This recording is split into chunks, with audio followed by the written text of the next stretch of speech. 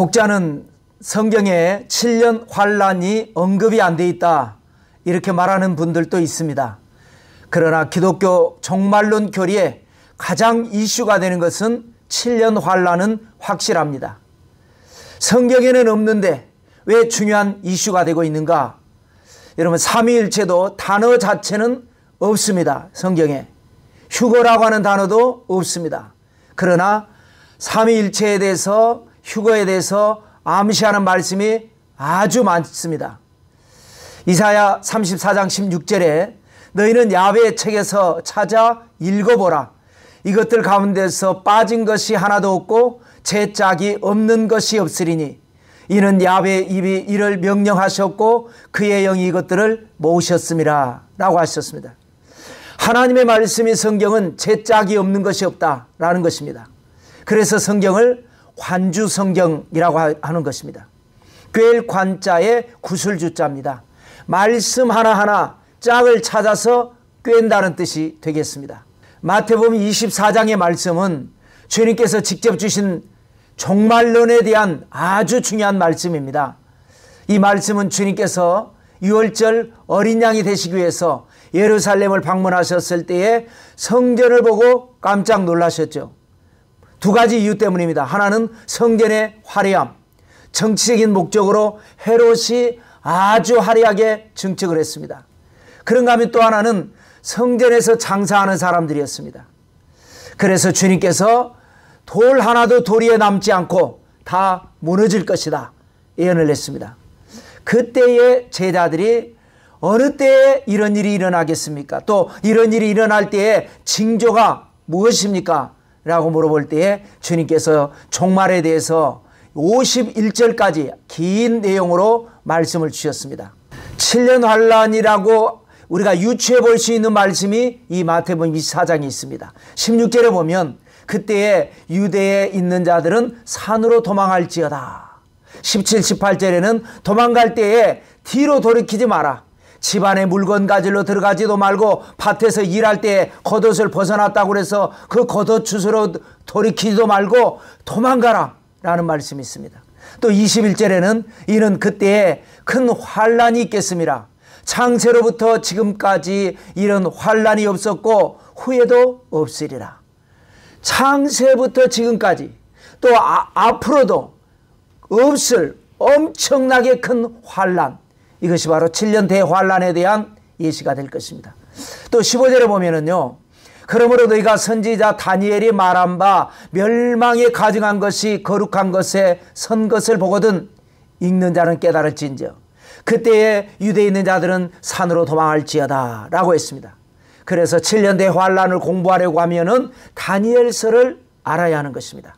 다니엘서 곳곳에 7년 환란에 대한 말씀이 감춰져 있습니다. 다니엘서 9장에 보면 70일에, 또 다니엘서 7장에 보면 한때, 두때, 반때, 이러한 것들이 7년 환란을 말씀하고 있는 것입니다. 또 계시록 곳곳에도 보면 7년이라고 하는 날수를 우리가 살펴볼 수가 있습니다. 먼저 70일에 대해서 살펴보겠습니다. 다니엘이 바벨론 포로 생활을 하면서 총리로 출세를 했습니다. 그런데 다니엘서 9장을 보니까 이 총리로 출세한 다니엘이 성경을 읽다가 그 중에서도 에레미야서를 읽다가 예루살렘의 황폐함이 70년 만에 그치리라 라고 하는 말씀에 은혜를 받습니다. 그래서 다니엘이 기도합니다. 하나님, 70년 만에 이 황폐함이 마친다고 그랬는데 이제 우리가 70년이 다 돼갑니다. 해방을 얻을 수 있습니까? 라고 간절히 기도할 때에 가브리엘 천사가 빨리 날아와서 하나님의 계시의 응답을 전해줍니다. 계시의 예언은 뭐냐? 여러분, 언제나 그렇습니다. 계시는요, 가까운 미래, 또 그러면서도 먼 미래, 그러면서도 영원한 미래를 말씀을 할 때가 많습니다. 가브리엘 천사가 전해준 계시의 말씀은 다니엘에게는 가까운 미래였고 그것이 바로 포로 해방입니다. 이제 우리가 볼 때는 먼 혹은 영원한 미래에 대한 말씀, 우리 인류가 언젠가는 겪어야 할 종말에 대한 말씀이 되는 것입니다. 다니엘서 9장 24절에 보면 내 백성과 내 거룩한 성을 위하여 이런 이래를 기한으로 정하였나니 허물이 그치며 죄가 끝나며 죄악이 용서되며 영원한 의가 드러나며 환상과 예언이 응하며 또 지극히 거룩한 이가 기름 부음을 받으리라. 자, 거룩한 성을 위해서 이런 이래를 기한으로 정했다. 그러면 이런 이래가 무엇일까요? 이런 이래의 비밀을 풀어야 되겠습니다. 자, 먼저 이런 이래를 통해서 어떤 일이 일어나는가? 허물이 그치고 죄가 끝나고 죄악이 용서되고 영원한 의가 드러나고 환상과 예언이 응하며, 그 다음에 이제 진짜 중요한 건 뭐냐? 지극히 거룩한 이가 기름 부음을 받으리라. 자, 이런 이래를 통해서 엄청난 일이 이루어지죠.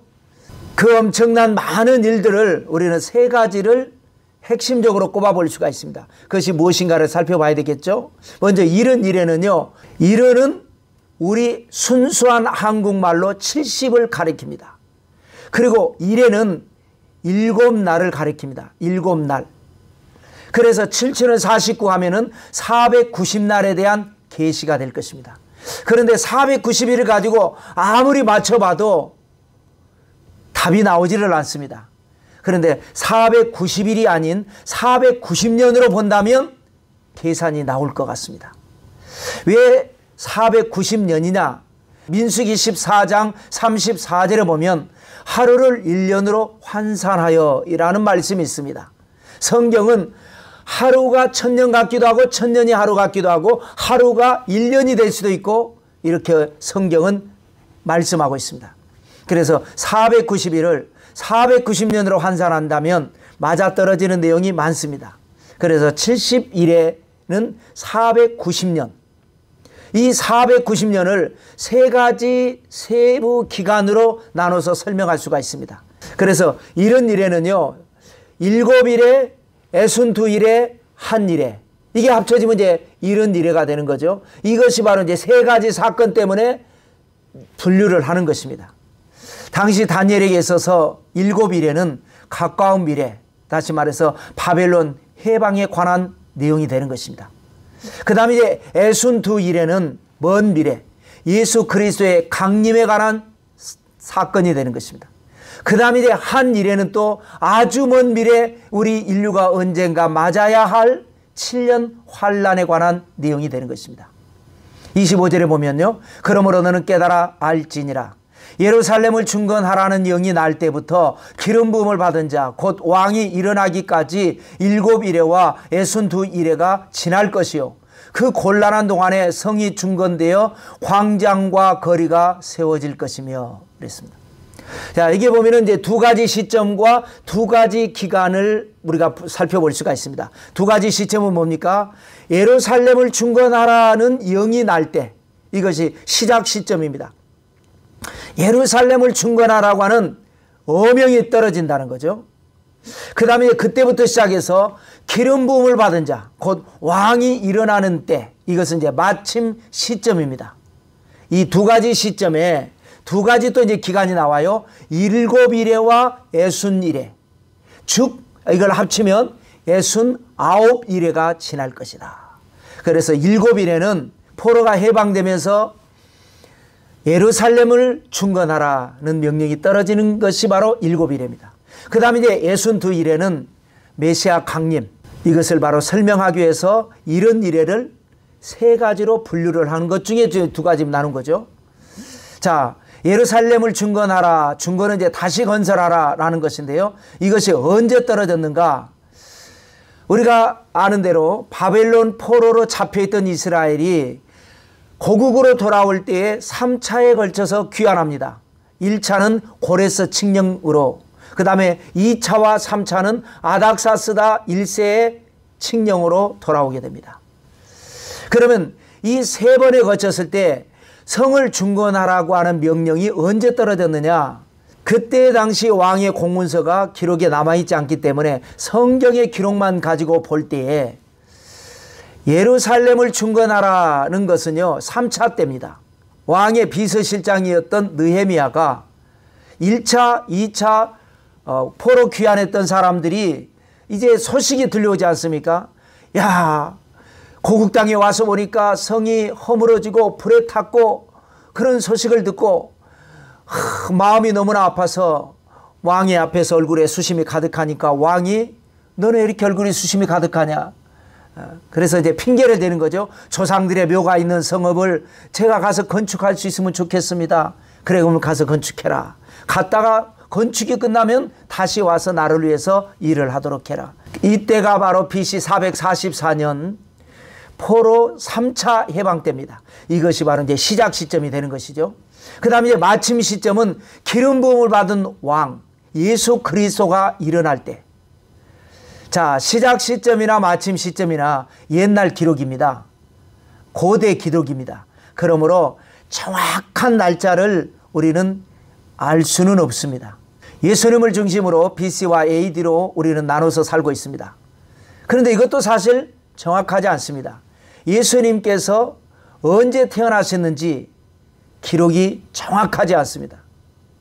나중에 학자들이 계산을 해서 BC와 AD, 예수님 오시기 전 비포 크라이스트, 안노 도미니, 예수님 오신 이후로 구분을 할 뿐이었습니다. 또 왕이 일어난다라고 하는 한 말씀이 예수님이 태어나신 때를 말씀하시는 것인지, 아니면 공생애를 시작하실 때를 말씀하신 것인지, 아니면 십자가에서 죽으시고 사망권세 이기시고 부활하신 때를 말씀하신 것인지, 이거를 우리는 정확하게 알 수가 없습니다. 그러나 대략 얼추 맞는 것도 또 사실입니다. 그러므로 일단은 우리가 계산을 할 때 중건하라라고 하는 3차 포로귀환의 영이 일어날 때부터 기름 부음 왕이 일어날 때까지가 이제 444년이 되는 거죠. BC 440년이고 예수님을 중심으로 BC와 AD로 갈라지니까 그때가 이제 444년인데, 이때가 바로 7일에와 62일에, 그러면 69일에가 되는 거죠. 69 곱하기 7을 하면 483일이 됩니다. 그래서 이제 483 마이너스 BC 444년이니까 중건하라고 하는 영이 마이너스 444를 하면은 39가 됩니다. 그러면 주님의 나이가 39살이 될 때가 되는 것이죠. 누가복음 3장 23절에 보면 예수께서 가르치심을 시작하실 때에 30세쯤 되시니라 했기 때문에 이것이 맞아 들어갑니다. 또 다니엘서 9장 26절에 보면 62일의 후에 7일에는 지나갔고요. 그 다음에 62일에, 그러면 69일에가 지난 후에 기름 부음을 받은 자가 끊어져 없어질 것이며, 장차 한 왕의 백성이 와서 그 성읍과 성소를 무너뜨리려니와 그의 마지막은 홍수에 휩쓸림 같을 것이며, 또 끝까지 전쟁이 있으리니 황폐할 것이 작정되었느니라. 자, 기름 부음 받은 자가 끊어진다. 맞죠? 예수님께서 죽으셨고 부활은 하셨지만 승천하셨으니까 끊어졌죠. 그런데 또 어떤 일이 일어나느냐? 장차 한 왕의 백성이 와서 그 성읍과 성소를 무너뜨릴 것이다. 주님께서 6월절에 예루살렘에 올라가시면서 성전이 돌 하나도 도리에 남지 않고 무너질 것이다 라고 하는 그 예언이 그대로 이루어진 사건입니다. 그것이 바로 로마의 장군 티투스에 의해서 AD 70년 예루살렘이 함락된 사건입니다. 그런데 그의 마지막은 홍수에 휩쓸림 같을 것이며 그랬습니다. 티투스는요, 좋은 평가를 받은 인물입니다. 그런데 그는 비극적 최후를 맞이합니다. 티투스의 아버지 베스파시아누스가 원래는 유대 총사령관이었습니다. 그럴 때에 로마에서는 네로 황제가 자살을 했습니다. 그러다 보니까 이제 황제 자리를 놓고 권력 다툼이 벌어졌습니다. 먼저 나선 사람이 갈바 장군이었습니다. 그가 네로가 자살을 하자 자기의 군대를 일으켜서 권력을 차지했습니다. 그런데 그는 1년이 채 못 돼서 221일 만에 다른 장군 오토 장군이 일어나니까 결국은 싸우다가 죽고 오토가 황제가 됩니다. 그런데 그 오토도 오래가지 못합니다. 딱 3달 90일 만에 비텔리우스라고 하는 장군이 또 일어나서 오토하고 싸우게 되고 결국 진 오토는 자살을 해버립니다. 자, 이렇게 짧은 시간에 네로가 죽고 난 다음에 갈바, 오토, 비텔리우스 3명의 황제가 바뀌니까 나라는 혼란에 빠질 수밖에 없습니다. 그래서 로마 원로원에서는 평민 출신이지만 유대 사령관으로 가 있는 베스파시아누스에게 밀서를 보냅니다. 군대를 이끌고 들어와서 로마의 혼란을 종식하라. 그래서 베스파시아누스는 들어와서 비텔리우스를 죽이고 황제가 됩니다. 황제가 된 베스파시아누스는 자기 아들 티투스를 유대 총사령관으로 파견을 합니다. 그때 유대에서는 격렬한 독립운동이 일어납니다. 티투스는 유대 독립군들과의 전투에서 승리를 하고 그래서 예루살렘 성전을 파괴시켜버립니다. 그러고 난 다음에 아버지가 죽자 자기가 로마로 돌아가서 로마의 10대 황제로 오르게 되죠. 올라서 그는 정치를 많이 잘합니다. 유명한 콜로세움도 건축을 하고 선정을 베풉니다. 그럼에도 불구하고 많은 어려움을 겪습니다. 그 역사에 유명한 베수비오 화산이 폭발하고 로마 대홍수가 일어나서 많은 어려움을 겪고 그거를 해결하기 위해서 이리 뛰고 저리 뛰고 했습니다.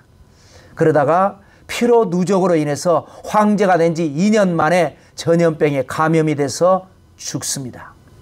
성경은 그의 마지막은 홍수에 휩쓸림 같을 것이며 그래서 그는 죽죠.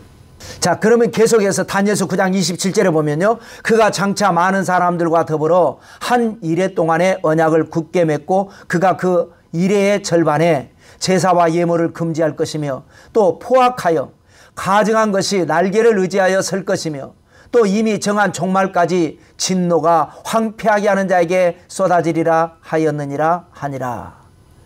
자, 티투스 이야기를 하다가 갑자기 티투스는 죽었지 않습니까? 그런데 그가 많은 사람들과 더불어 한 이레의 언약을 굳게 맺을 것이다. 티투스가 죽었는데 한 이레, 그러면 7년이 되죠. 언약을 맺은 사람은 누구일까요? 그가 바로 적그리스도입니다. 세월을 건너뛰어서 설명을 하는 것입니다. 그러니까 적그리스도는 로마의 황제와 같은 사람, 티투스 같은 사람이 나온다라는 겁니다.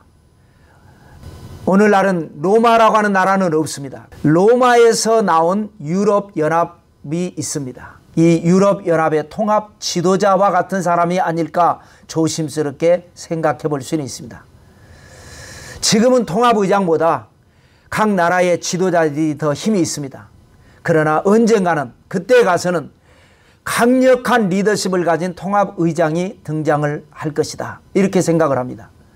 그 사람이 많은 사람들과 한 이레의 언약을 맺을 것이다. 한 이레는 7년이라고 그랬죠. 7년 환란을 암시합니다. 그래서 적그리스도는 어떤 사람이냐? 티투스 같은 사람이다. 티투스 같은 사람이라면 어떤 사람이죠? 능력도 있습니다. 성품도 좋습니다. 정치도 잘합니다. 그런데 민중들이 원한다면 성전도 파괴할 수 있고 무슨 짓이든지 할 수 있는 사람. 그 이레의 절반에 제사와 예물을 금지할 것이다. 이레의 절반이니까 3년 반이 됩니다. 그러니까 전 3년 반은 7년 계약을 맺었다가 전 3년 반은 물 흐르듯이 지나가고 후 3년 반에 가서 제사와 예물을 금지하면서 신앙을 박해하게 될 것이다. 또 포악하여 가증한 것이 날개를 의지하여 설 것이다. 여러분, 극단적인 신념을 가진 민중들은요, 자기들이 원하는 방향으로 강한 리더십, 포악한 리더십을 발휘하는 지도자를 좋아합니다. 그래서 적그리스도는 포악을 무기로 민중의 지지를 받아서 가증한 것이 날개를 달고 서게 될 것이다. 그러나 결국 하나님의 진노가 쏟아지게 될 것이라고 했습니다.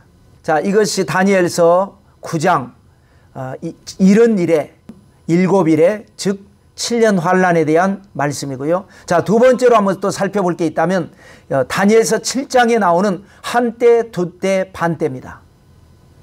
자, 다니엘서 7장을 보면 다니엘이 기도하다가 엄청난 환상을 봅니다.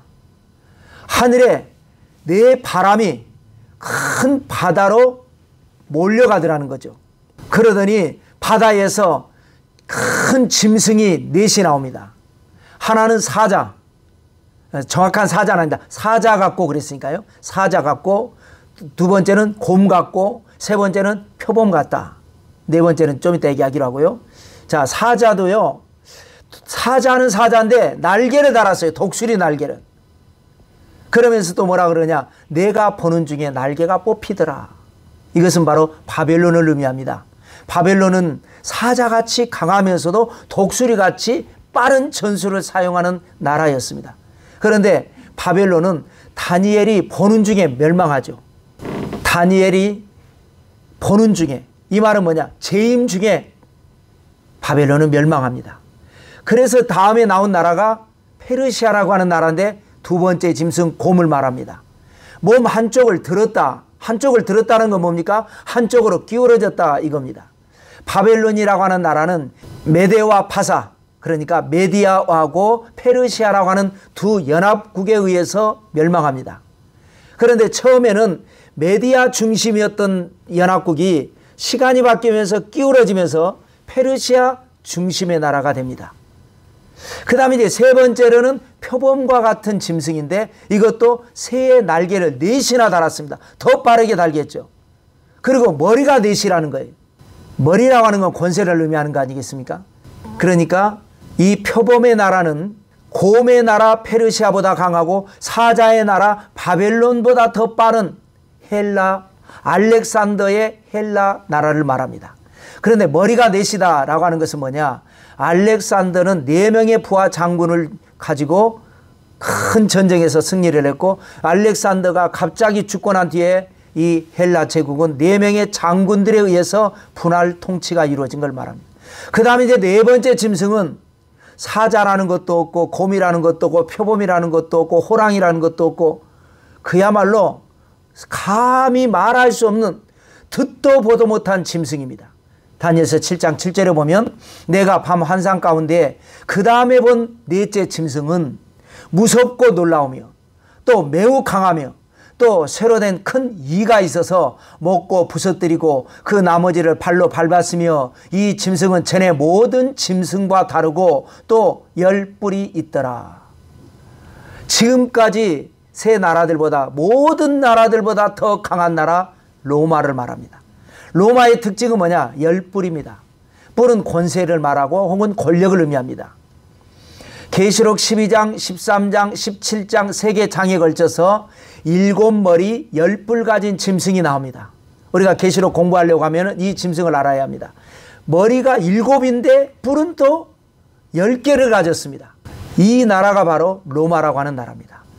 이 10이라고 하는 숫자는요, 유럽연합을 암시하는 숫자입니다.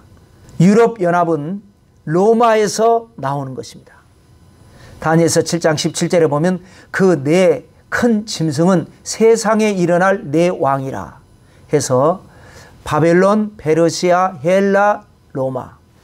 그 다음에 다니엘서 7장 24절에 보면 그 10뿔은 그 나라에서 일어날 10왕이요 그 후에 또 하나가 일어나리니 그는 먼저 있던 자들과 다르고 또 새 왕을 복종시킬 것이며, 그래서 로마는 10뿔의 나라다.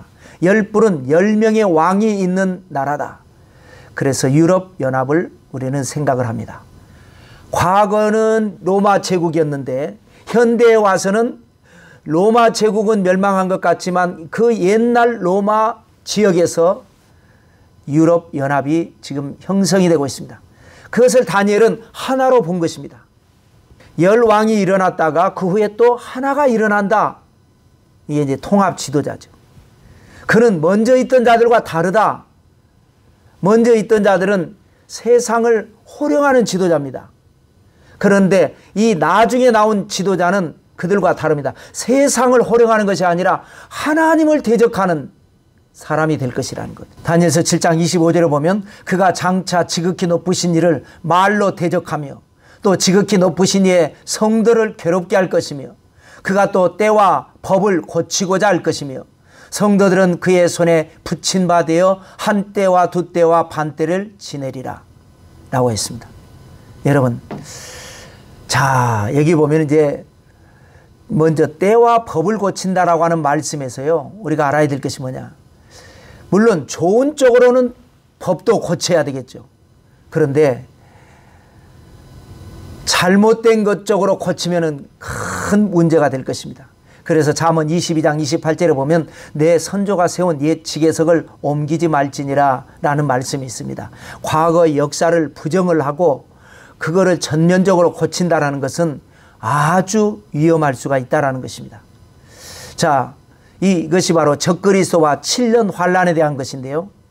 말로 하나님을 대적한다라는 거예요. 말로 하나님을 대적합니다. 입만 열면 하나님을 대적합니다. 그러다 보니까 성도를 괴롭게 할 것이며 그 다음에 때와 법을 고치고자 할 것이다. 때는 뭡니까? 예를 들어서 성탄절이다, 부활절이다. 성탄절은 다무스의 생일이야. 일요일은 태양신을 숭배하는 날이야. 부활절은 여신 숭배 사상에서 따온 거야. 그럼 어쩌자는 겁니까? 우리는 날과 시는 중요한 게 아니지 않습니까? 하루를 정해서 주님을 기억하는 것, 안식일을 기억하고 주님이 태어나신 날을 기억해서 그 날짜를 모르니까 어떤 날을 선정을 해서 12월 25일을 성탄절을 기념하는 것이 나쁜 것은 아니지 않습니까? 예수님 부활하신 것도 한 날을 정해서 우리가 주님의 부활을 기억하는 것은 얼마나 아름답습니까? 그런데 그것을 자꾸 때를 고치고자 합니다. 그러다 보니까 법을 고치게 되고 요즘은 법이 뭡니까? 포괄적 차별금지법입니다. 전에는 잘못된 것은 잘못됐다고 말하라는 것이 문제가 없는데 이제는 그것이 차별이라고 해서 법으로 제재를 하겠다는 겁니다.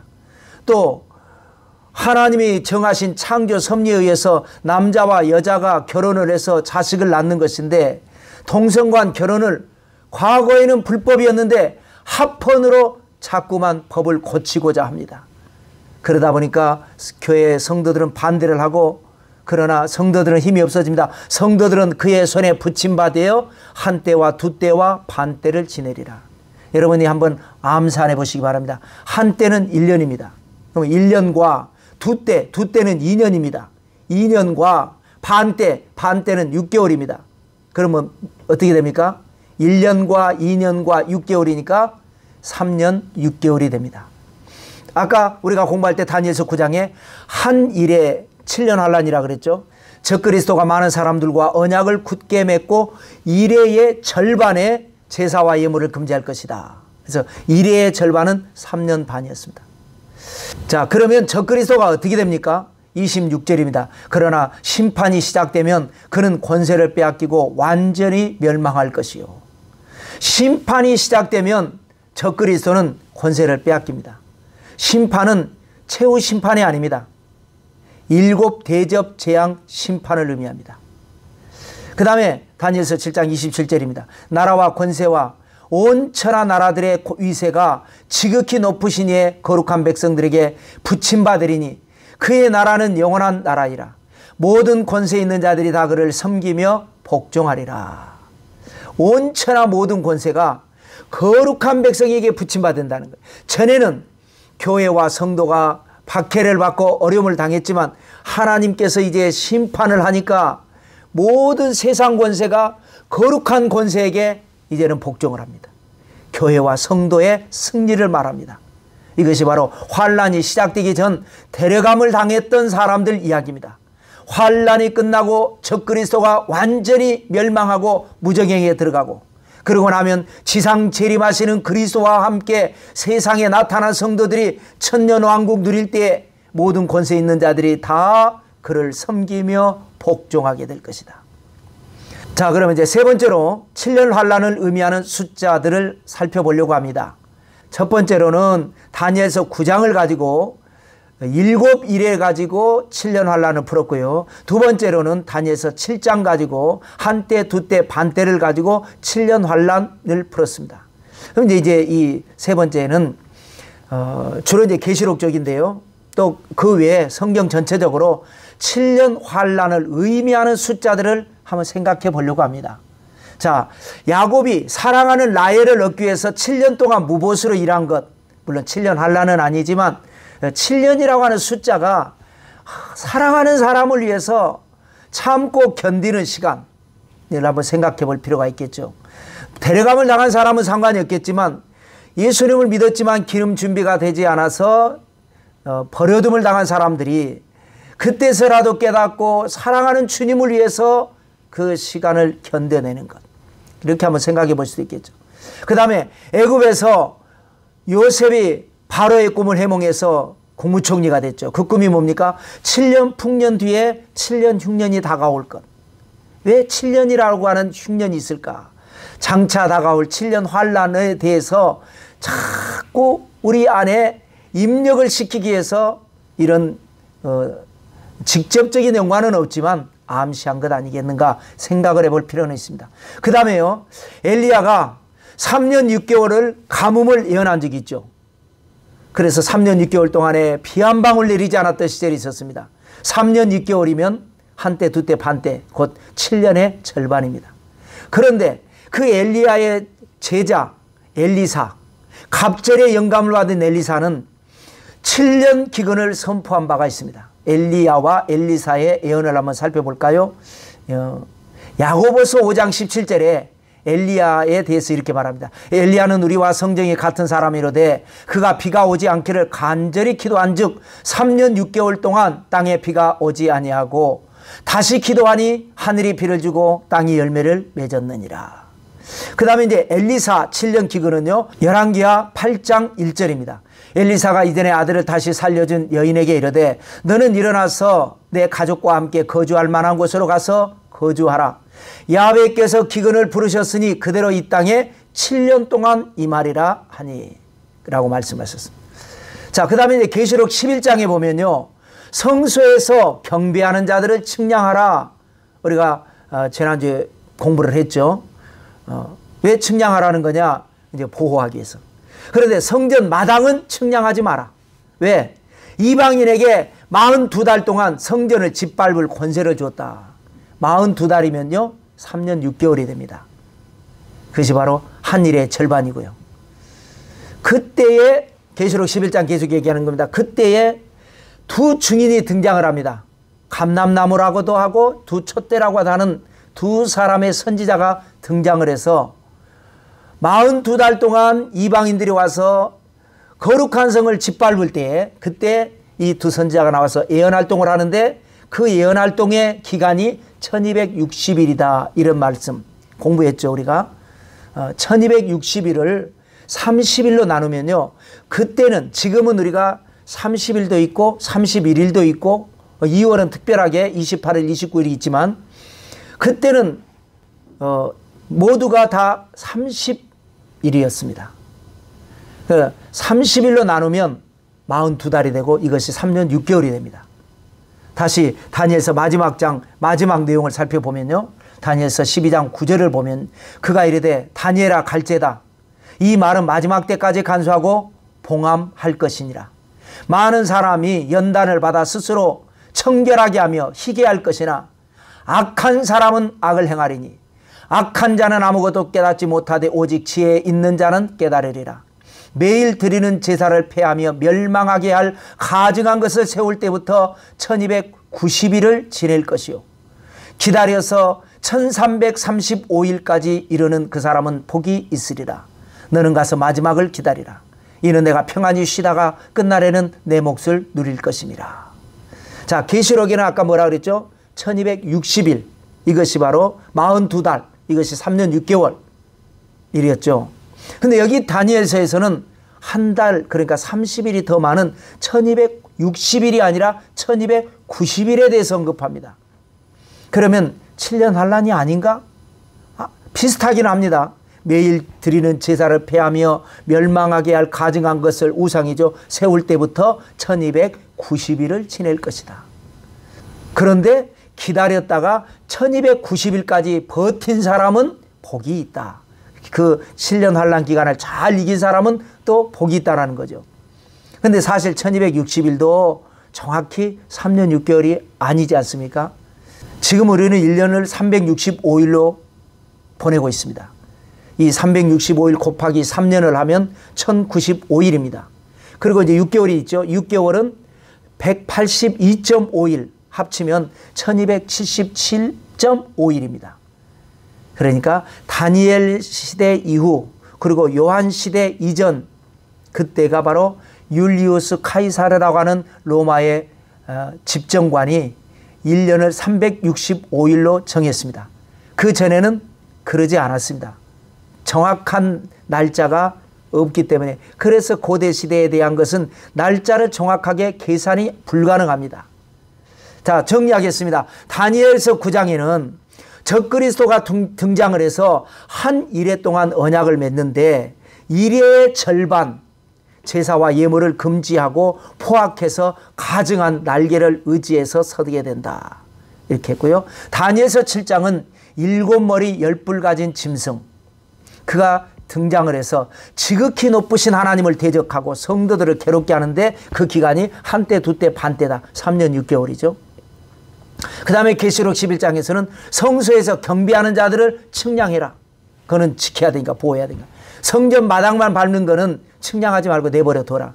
이방인이 와서 거룩한 성을 42달 동안 마음껏 짓밟을 것이다. 그러나 그때에도 하나님께서 그들을 사랑하셔서 두 선지자를 보내는데, 그들은 증인이라고도 하고 감람나무라고도 하고 촛대라고도 하는데, 그는 1260일을 예언을 할 것이다. 이렇게 해서 7년 환란이 성경에 아주 확실하게 우리에게 말씀하고 있다는 것을 알고, 계속해서 우리가 이제 계시록을 공부할 때에 우리가 영적인 큰 지혜가 있게 될 것입니다. 다음 주는 계시록 12장 여자와 용에 대해서 공부하겠습니다. 할렐루야.